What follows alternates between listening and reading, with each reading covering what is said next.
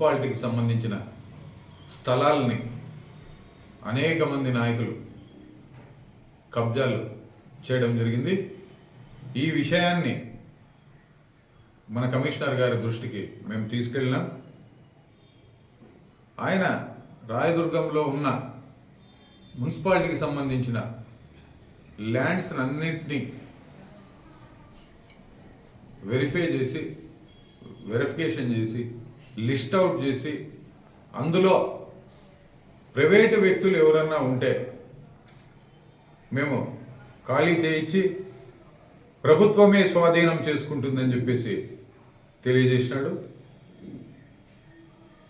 దాదాపు కోట్లాది రూపాయలు మున్సిపాలిటీ ఆస్తుల్ని లోకల్గా ఉండే లీడర్స్ కబ్జాలు చేసి గతంలో అధికార పార్టీలో ఉన్న వాళ్ళు కబ్జాలు చేశారు. కబ్జాలు చేసి దాన్ని అమ్ముకోవడం జరుగుతూ ఉంది. అంటే మున్సిపాలిటీ స్థలాలు అనేది ఒక గవర్నమెంట్ స్థలము, వీళ్ళు ఎట్లా అమ్ముకుంటున్నారు, కొనేవాళ్ళు ఎట్లా కొంటా ఉన్నారో కూడా నాకైతే అర్థం కావడం లేదు. ఈ విషయాన్ని క్షుణ్ణంగా మేము కమిషనర్ గారికి చెప్పాము. కొంతమంది మున్సిపాలిటీ స్థలాలకి ఎంఆర్ఓ గారి దగ్గర నుంచి పొజిషన్ సర్టిఫికేట్ తెచ్చుకుంటున్నారు. పొజిషన్ సర్టిఫికెట్ మున్సిపాలిటీ స్థలాలకి ఎలా ఇస్తా ఉన్నారో ఏమో మాకైతే అర్థం కావడం లేదు.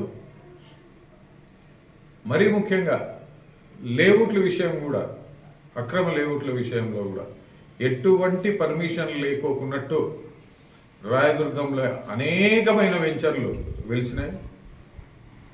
ఇప్పుడు ఆ వెంచర్లో ప్లాట్స్ తీసుకునే వాళ్ళు మరి అక్కడ బిల్డింగ్ కట్టుకోవాలన్నా ఇంకోటి కట్టుకోవాలన్నా కూడా చాలా వరకు మున్సిపాలిటీకి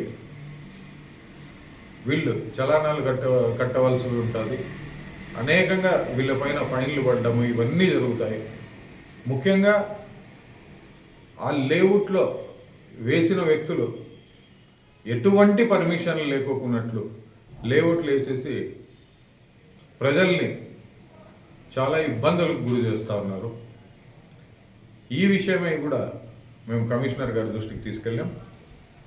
ఆయన విచారణ జరిపి ముఖ్యంగా ఇక్కడ మున్సిపాలిటీ స్థలాలు ఎక్కడెక్కడ ఉన్నాయో అన్ని లిస్ట్ అవుట్ చేసి మేము హ్యాండ్ ఓవర్ చేసుకుంటామని చెప్పేసి తెలియజేయడం జరిగింది. అదేవిధంగా కలెక్టర్ గారికి కూడా ఒక కాపీ మేము ఇస్తున్నాము ఈ విషయం పైన. మరో